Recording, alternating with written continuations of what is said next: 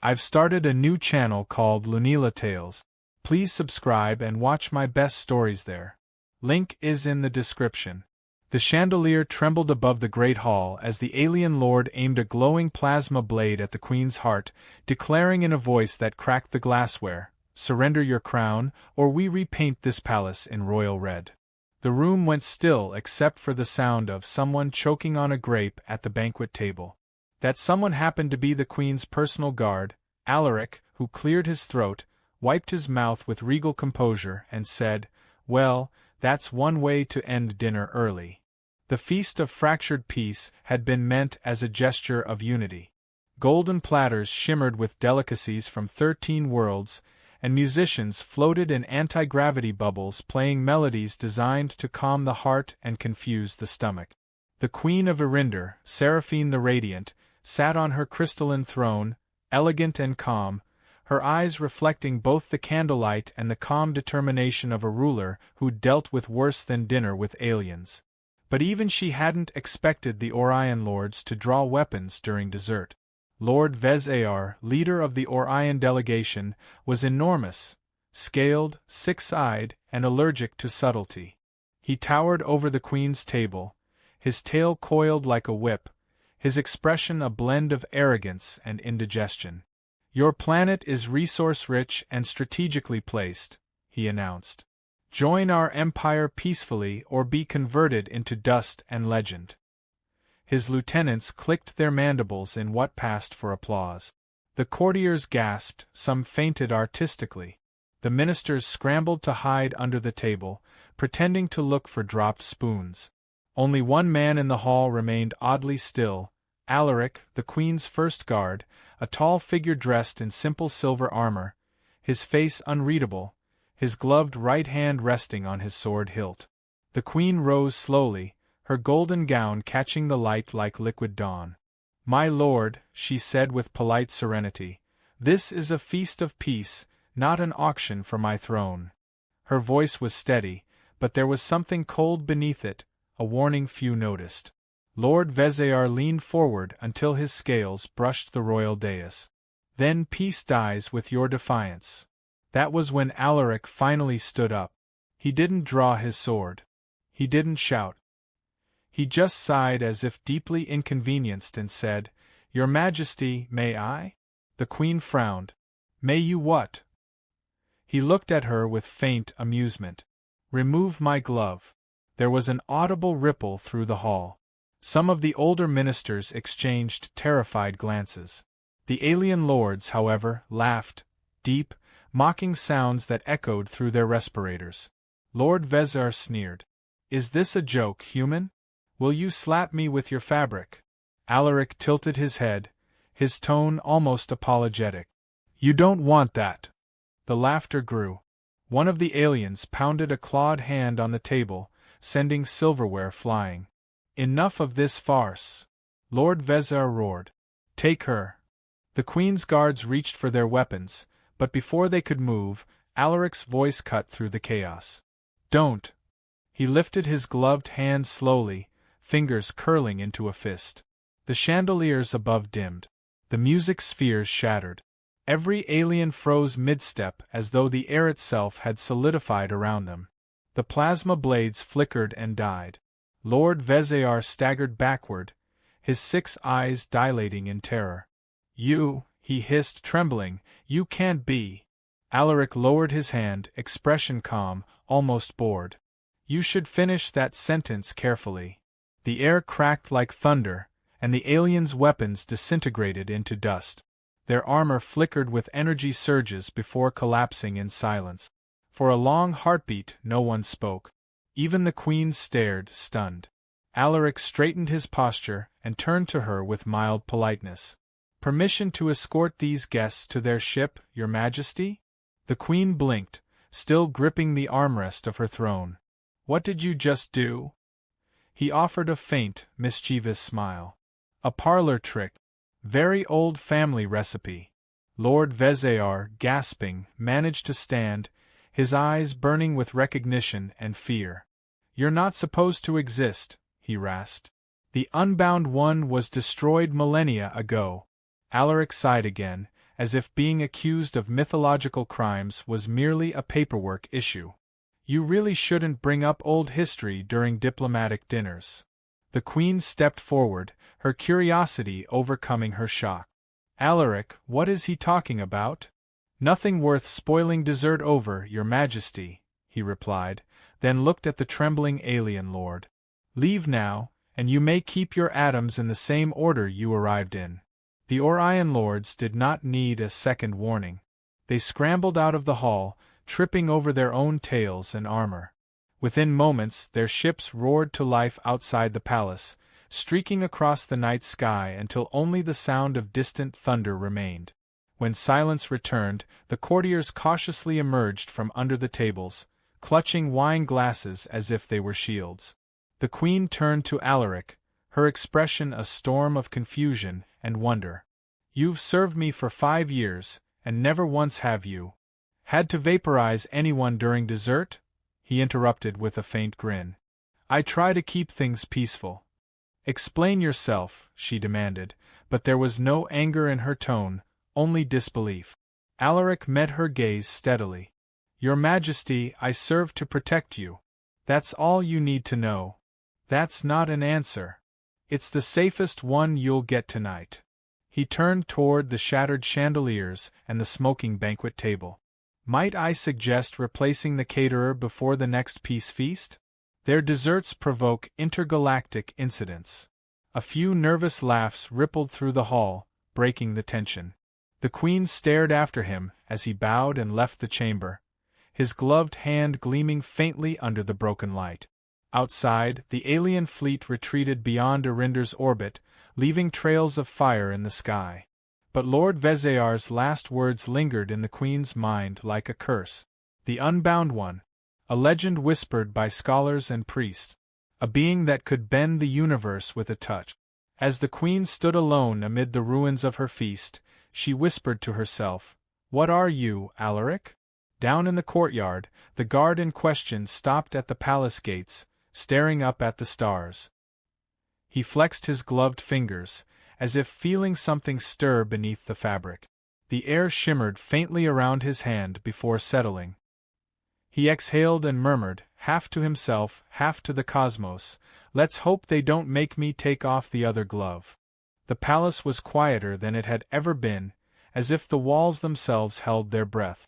The aftermath of the alien confrontation hung over Arinder like smoke after a storm. Servants whispered that the Queen's feast had nearly sparked a galactic war. Courtiers invented new versions of the story every hour, each more absurd than the last. Some claimed the guard had turned the aliens into dust with his glare. Others swore he had summoned invisible lightning. But the truth no one could confirm. Only Queen Seraphine had seen his gloved hand move, and even she wasn't sure what she had witnessed. At dawn, the Queen stood alone in her private garden, a place where crystal lilies glowed faintly in the mist. The world looked peaceful, yet her mind was restless. She had ruled through assassination attempts, rebellions, and one very enthusiastic poet who declared undying love mid-parliament session. But never before had she been protected by something, or someone, she didn't understand. She replayed the moment in her head. The glow, the silence, the look of fear on Lord Vezear's face. The alien warlord hadn't looked defeated. He'd looked terrified. Terrified of her guard. Alaric arrived silently, as he always did. The man seemed to appear out of the air, his silver armor faintly reflecting the morning light, his expression calm but unreadable. He bowed, perfectly formal. Your Majesty. She turned to him, keeping her voice steady. You gave me your oath of honesty when I crowned you my first guard. He nodded. I did. Then tell me what happened last night. He paused, glancing toward the garden pond where the lilies rippled with light. An unfortunate misunderstanding between civilizations. Do not play with words, Alaric, she said, stepping closer. The Orion lords were petrified. They called you something. The Unbound One.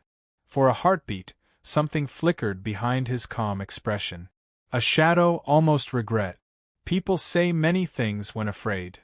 Then why are you afraid to answer me? His lips curved in a faint, humorless smile. "Because, your Majesty, truth has a habit of ruining perfectly good mornings." Seraphine folded her arms. "I will not command loyalty from a man who hides his nature. Tell me what you are." Alaric looked at her for a long moment before replying softly. "I am your guard." She frowned. "No, you're not just that." He tilted his head slightly, as if listening to distant thoughts. "You're right. I'm also late for inspection duty." He turned to leave, but her voice stopped him like a blade. "Alaric, if you walk away now, you'll leave me wondering if I dine beside a man or a weapon."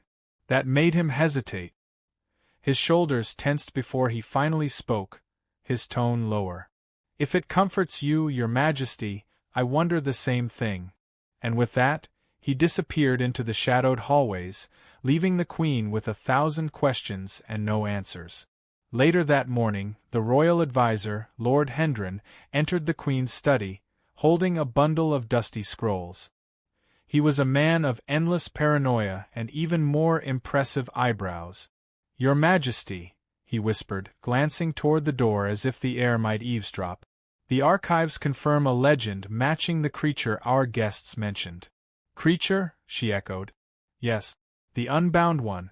A being said to have been born of the gods' final war. Not flesh, not spirit, something in between.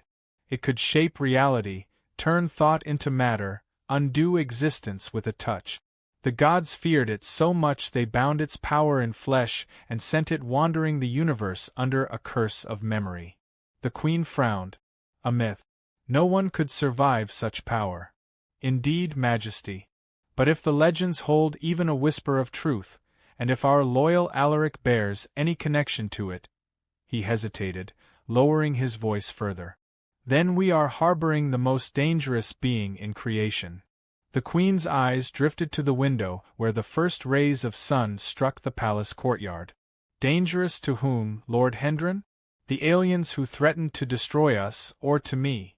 Hendren bowed stiffly. "I would advise caution regardless, Majesty." When he left, Seraphine sat at her desk, fingers tracing the crest engraved into her ring. The thought gnawed at her. She had trusted Alaric with her life countless times. He had saved her from assassins, guarded her through wars, stood silent when others lied. And yet, he had never spoken of his past. That night, unable to rest, she went to the Hall of Records beneath the palace, where ancient knowledge was stored in glowing crystalline codices. The hall was vast and quiet, lit only by blue luminescent veins running through the walls. She summoned the archives and whispered, "Unbound one." The crystals flickered to life, projecting images and fragments of text across the room. A storm of stars. A hand dissolving entire armies with a gesture. A figure cloaked in shadow, face hidden, eyes burning like twin suns. The description was chillingly familiar. The unbound one was both savior and destroyer. The record spoke in its cold mechanical voice. Bound by remorse, it sealed itself in mortal form, leaving behind only the mark of the glove. Seraphine froze. The mark of the glove. Footsteps echoed behind her. She turned sharply, heart racing. It was Alaric. He stood at the entrance, the faint glow of the crystals painting his face in ghostly light. "I hoped you wouldn't come here," he said quietly. She faced him squarely. "Then you know what I've seen." He nodded. "Enough to make you fear me." "I don't fear you," she replied. "But I fear what you're hiding." He stepped closer, his eyes reflecting sadness rather than menace.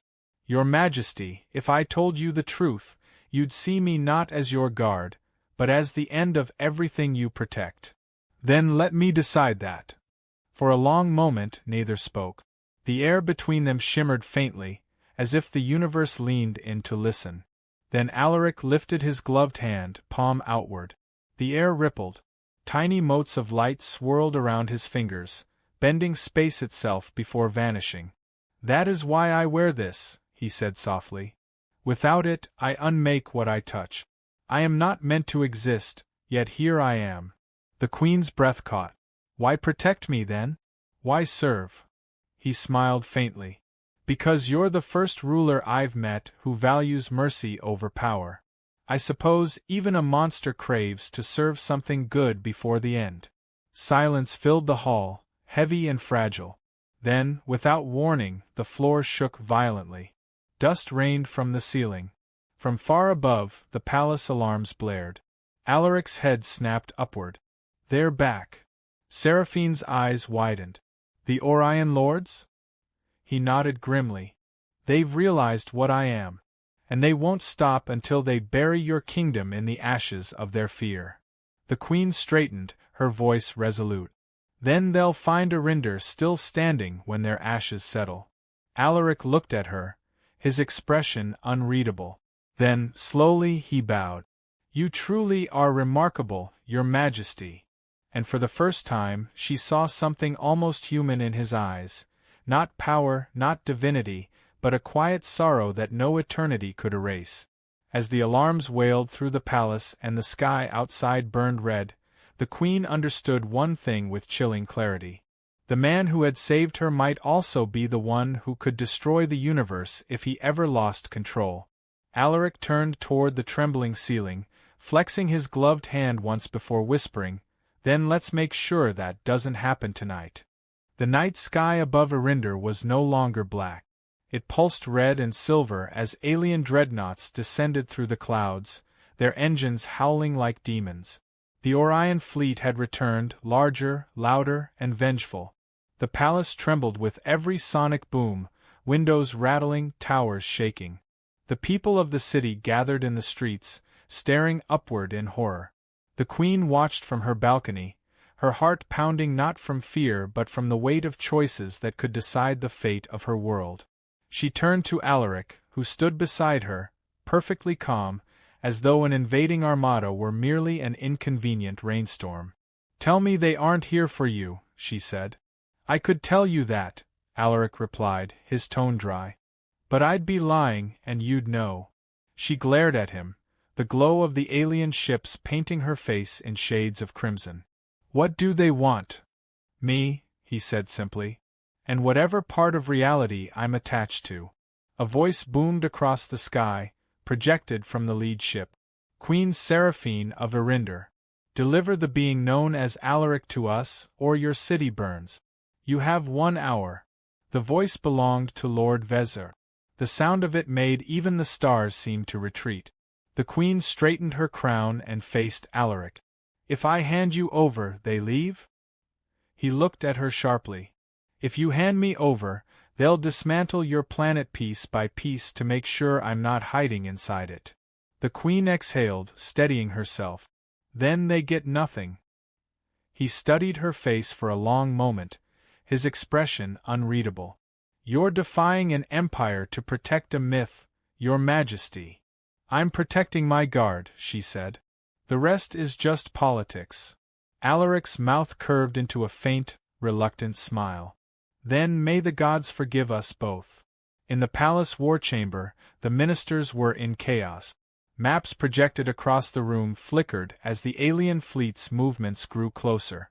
Every advisor had a different plan, all equally hopeless. Lord Hendren slammed his fist on the table. "We cannot fight them, Majesty. Their ships could vaporize us in seconds. Give them the creature.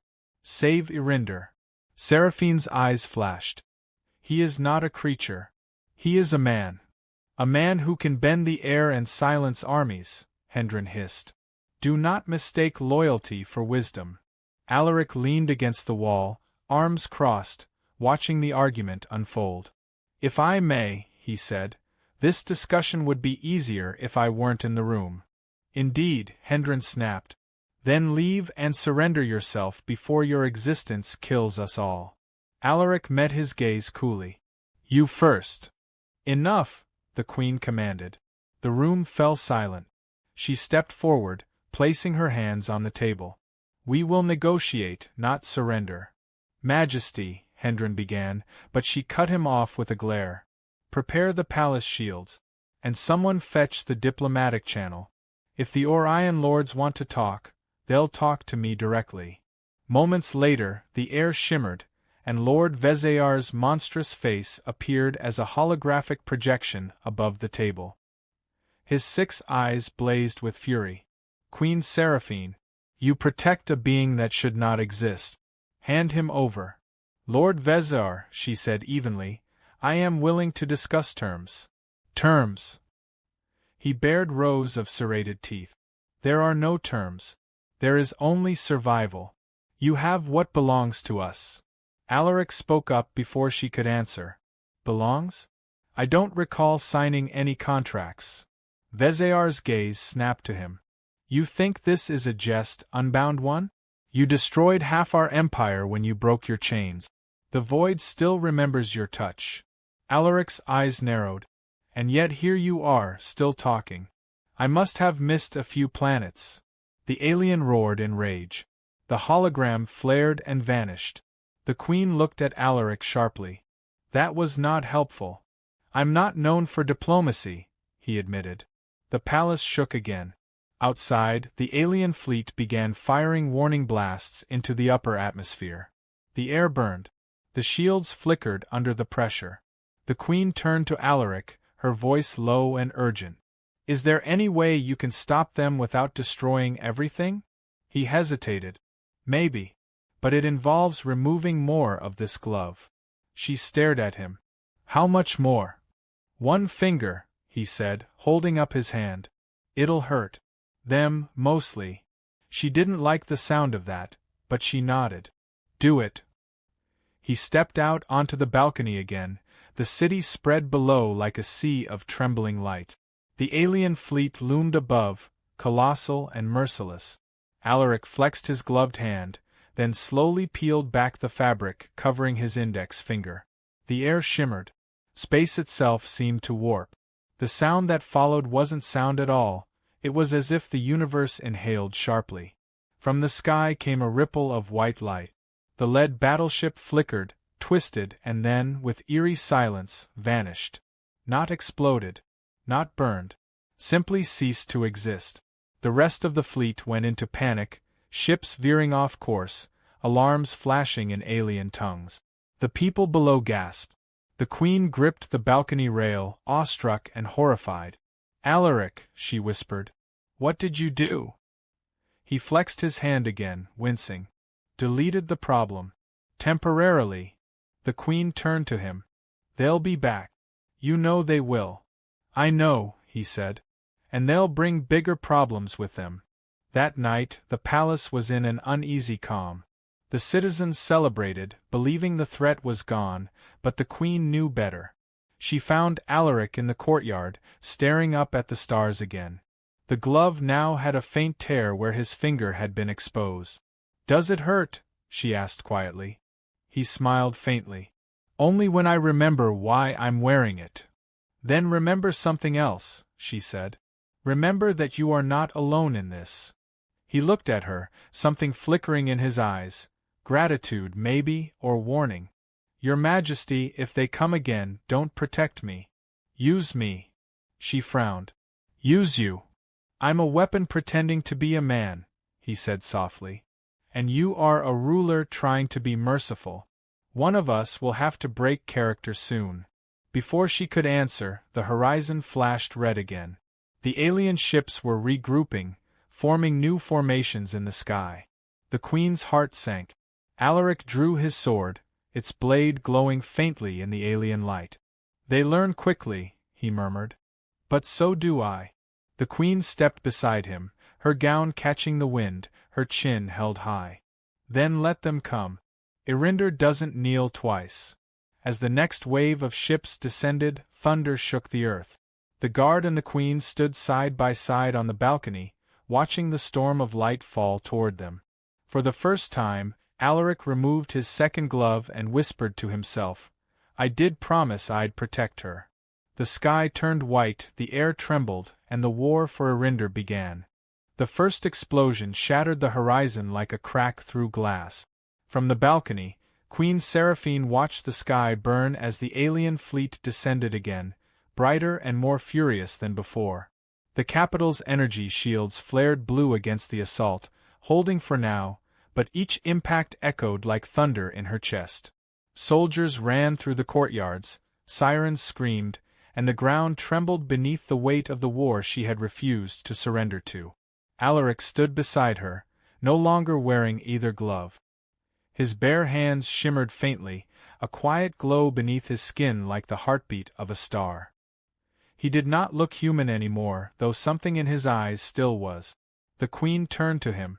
"You promised you wouldn't use that power again." He met her gaze calmly. "And you promised not to die while I was on duty." We both seemed to be breaking promises tonight. The shields flickered again, and a new beam from the orbiting dreadnought struck the palace gardens. The air filled with the smell of scorched earth and burning stone. Alaric moved faster than sight, raising one hand toward the heavens. The beam stopped midair, froze like molten glass, and then reversed, racing back into the ship that had fired it. The resulting explosion lit the sky in gold.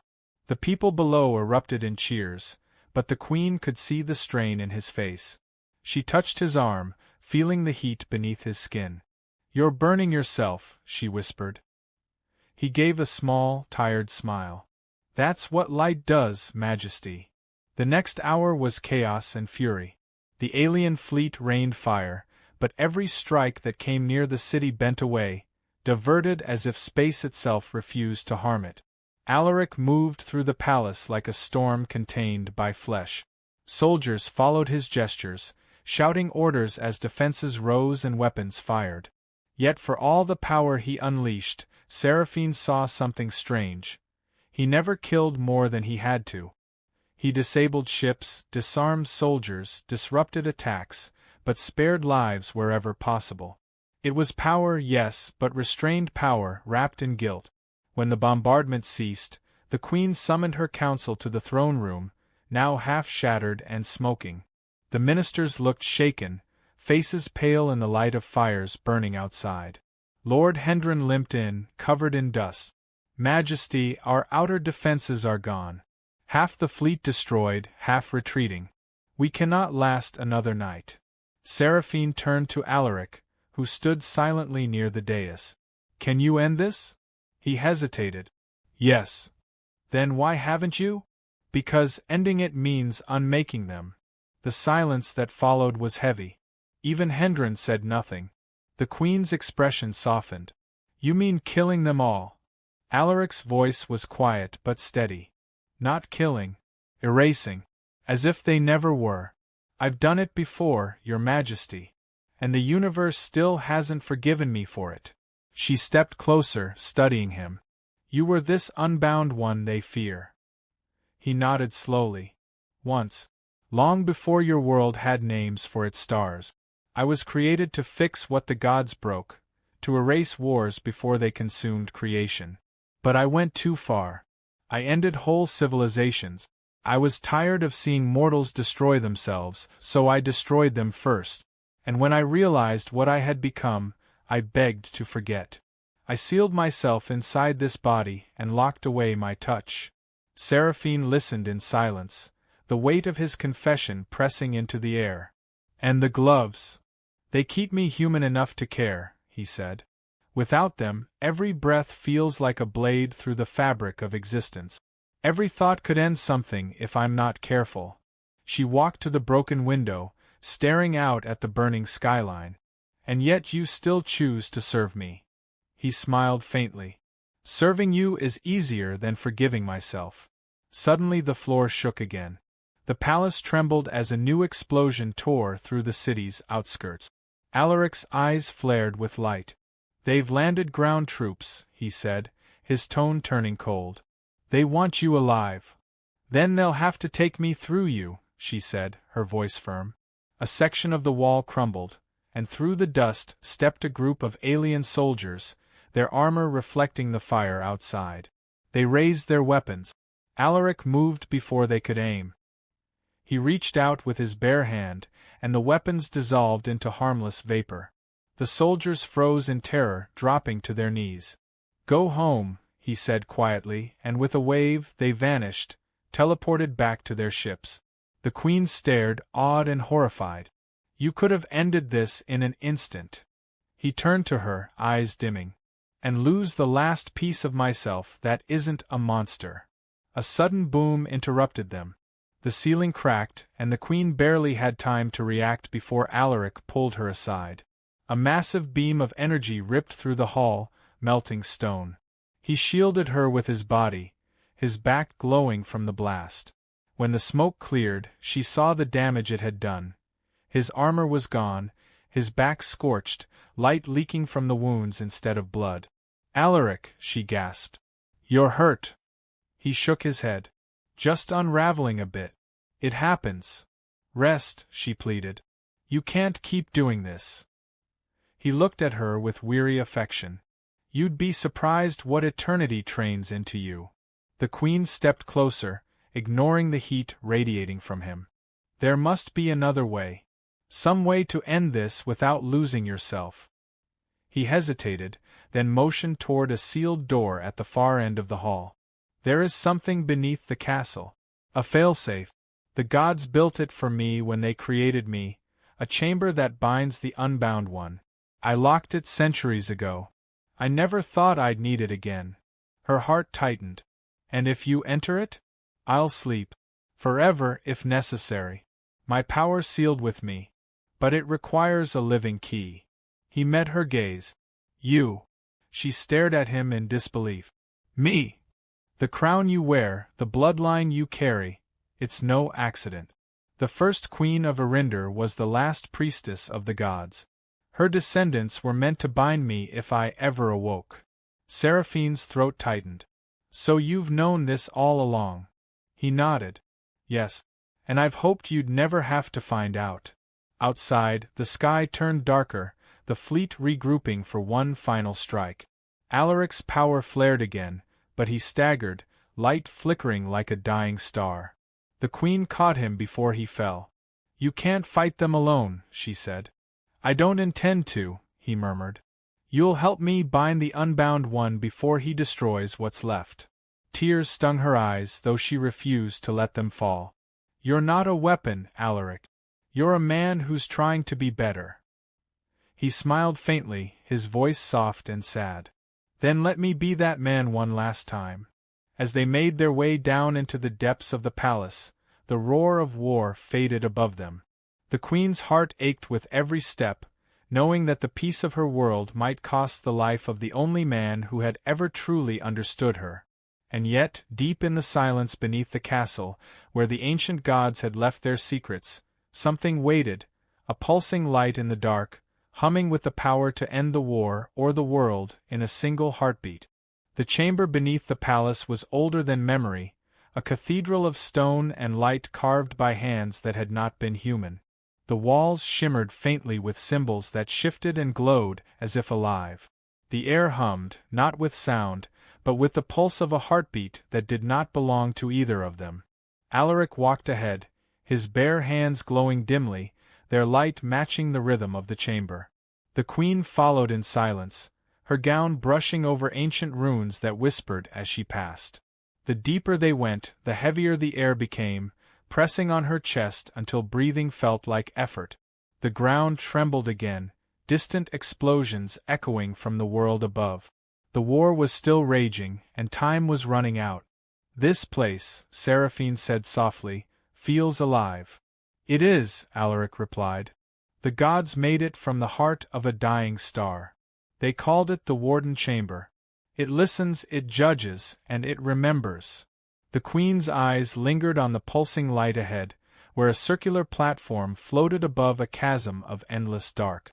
At its center stood a crystalline pillar humming with soft blue light. "That's the binding core?" He nodded. "Once I touch it, the chamber will awaken. My essence will fuse with it, sealing my power away. But someone with divine blood must complete the bond." "That's you, Majesty." She studied him carefully. "And what happens to you?" He smiled faintly, though there was no humor in it. "I stop existing as Alaric. The unbound one will sleep forever. No more war, no more danger." The queen's voice hardened. "And no more you." He didn't answer. The silence between them was thick with the weight of everything unspoken, the trust, the gratitude, and the strange affection that had grown quietly in the midst of chaos. "Finally," she said, "you're asking me to bury you alive." He looked at her then, his eyes glowing faintly with the same blue as the core. "I'm asking you to save everyone else." Before she could reply, the ground shook violently. Dust rained from the ceiling. The runes along the walls flickered and dimmed. A cold, metallic voice echoed from nowhere and everywhere at once. "The Queen of Erinder hides her weapon beneath the earth. Eliminate her. Retrieve the anomaly." The voice was Lord Vezear's.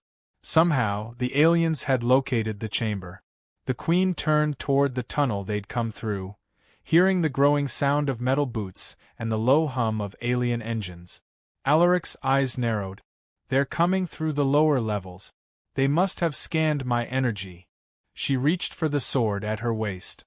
"Then we hold them here." He shook his head. "No. I'll hold them. You finish this." "Alaric, no."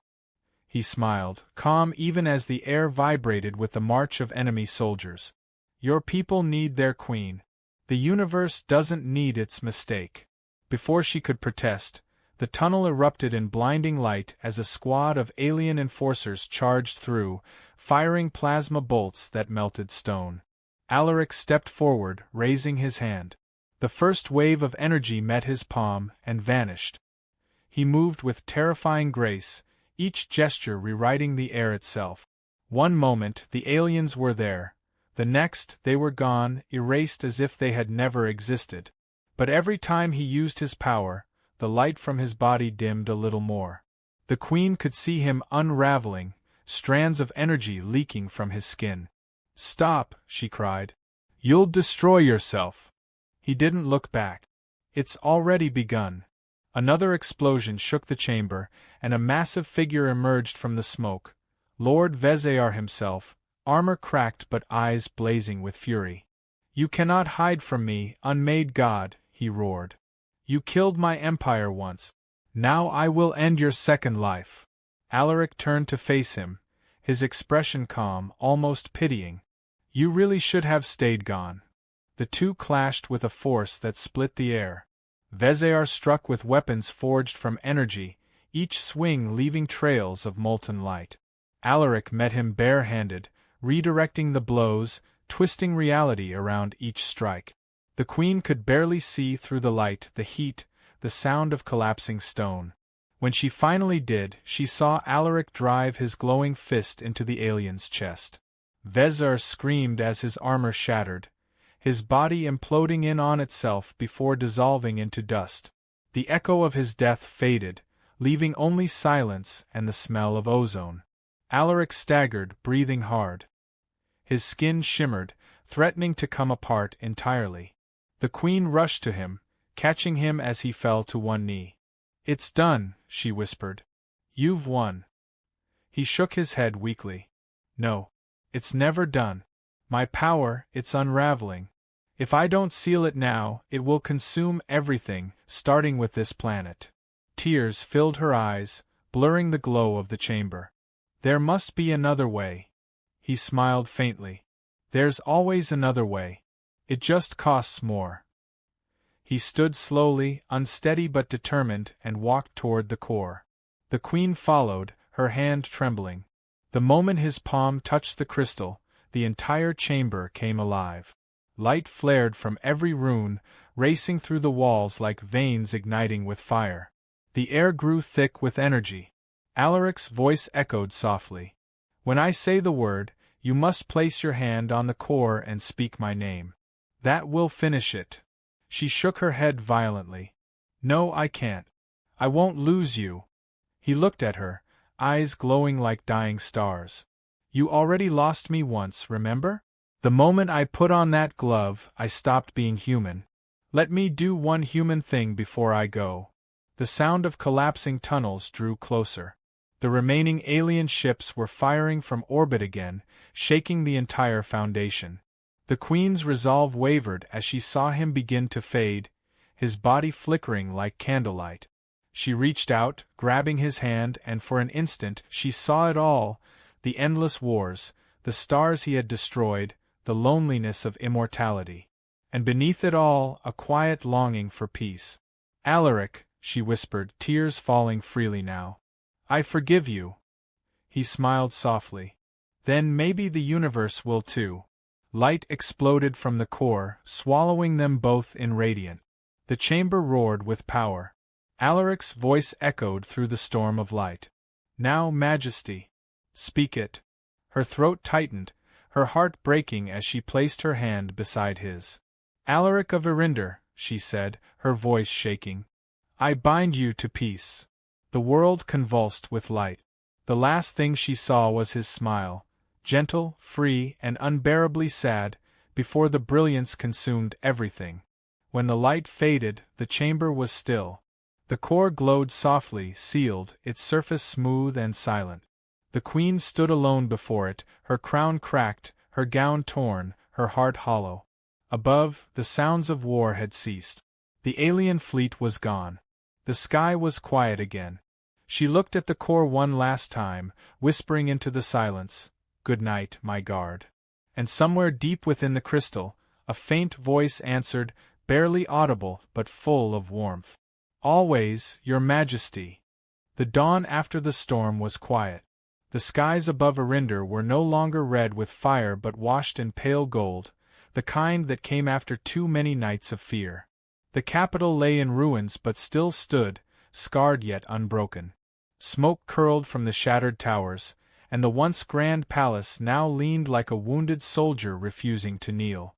The people emerged slowly from their shelters, blinking into the light as if the world itself had been reborn. There was no sound of alien ships, no thunder of war, only the soft wind moving through the ashes. The war was over. The unbound one was gone. Queen Seraphine stood on the balcony of what remained of her throne room, her crown cracked, her hair tangled with dust, her face pale but calm.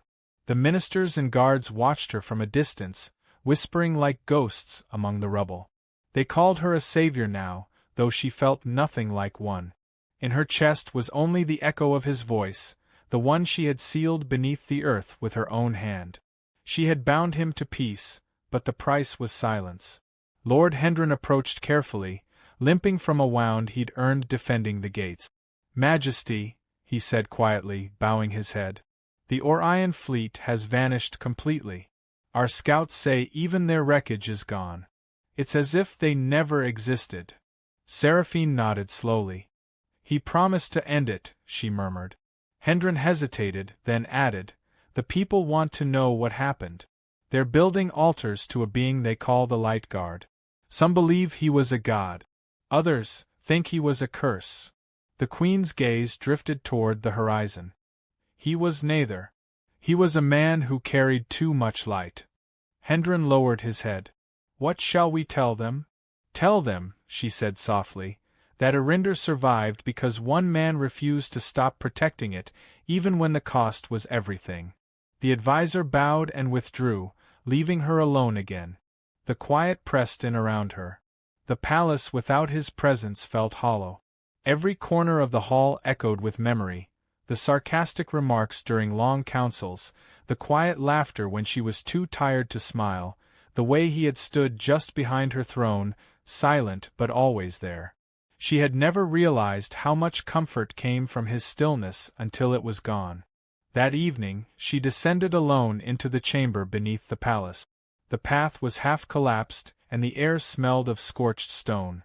The warden chamber still glowed faintly, its light pulsing like a steady heartbeat. The crystalline core stood in the center, perfectly smooth, humming with a warmth that felt almost alive. She placed her hand against its surface. "It's quiet up there," she whispered. "No ships, no threats. Just the sound of children laughing again. You'd like that, I think. You'd probably complain that it's too peaceful and ask for another invasion just to stay busy." The crystal responded with a soft shimmer, and for an instant she thought she heard a faint chuckle, distant but familiar. She smiled through her tears. "You're still listening, aren't you?" For a moment, she imagined she could feel his hand over hers, warm, steady, real. Then the illusion faded, leaving her alone in the glow. She stayed there for hours, speaking softly into the light, as if her words could reach across the barrier of eternity. Years passed. Erinder rebuilt itself. The scars of war became monuments, and the story of the queen and her guard became legend. Scholars argued whether the unbound one was a divine being or a forgotten weapon. Priests said the queen had tamed a god.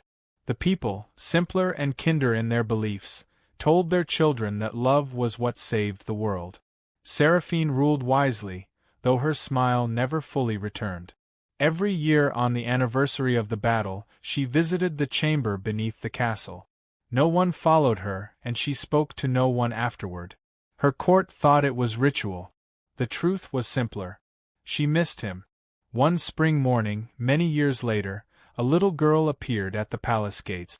She couldn't have been more than 10, with dark hair and eyes the color of sunlight on water. When the guards asked her name, she only said, "I'm here to see the queen." Her small hands clutched something wrapped in cloth.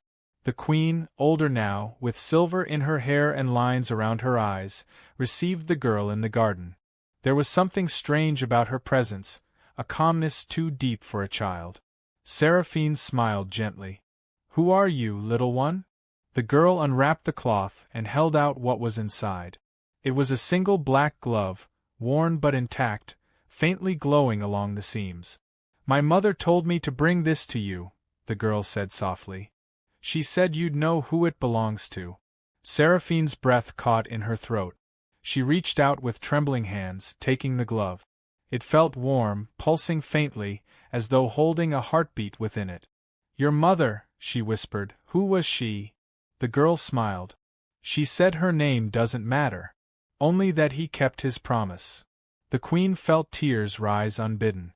"Where did you find this?" "In the forest near the old palace ruins," the child said. "There was light in the trees, like stars had fallen to sleep there. I followed it, and the glove was waiting." The queen stared at the glove for a long moment before looking back at the child. "Thank you," she said softly. "You've brought back something very precious." The girl nodded solemnly. "He said you'd understand." Before Seraphine could speak again, the wind shifted, and the child was gone. No sound, no footsteps, just gone as if she had never been there. The garden was still, and yet the queen could have sworn she heard faint laughter drifting on the breeze, the same dry, amused tone that had once filled her halls. That night, she went once more to the warden chamber. The core still glowed, unchanged after all those years. She placed the glove at its base and whispered, "I kept your kingdom safe." The light flickered gently, and she felt a warmth spread through the air, wrapping around her like an unseen embrace. A voice, soft and distant, brushed her thoughts. "And I kept my word." She smiled through her tears. "You always do." When she left the chamber, the glow of the core dimmed for the first time in centuries, as though finally at rest. Above ground, the dawn broke once again over Erinder, washing the land in soft gold. The queen stood at her balcony, watching the sunrise with quiet peace. For the first time in many years, her heart felt light. Somewhere beyond the veil of stars, in the endless quiet between worlds, a figure walked among the constellations, bare-handed, unloved, and smiling faintly as he looked toward the distant light of Erinder. The universe shimmered gently around him, balanced and calm, as if it too were at last free of fear. And in that stillness, the man who had once unmade worlds whispered a promise that carried through the stars. "Always, my queen. Always."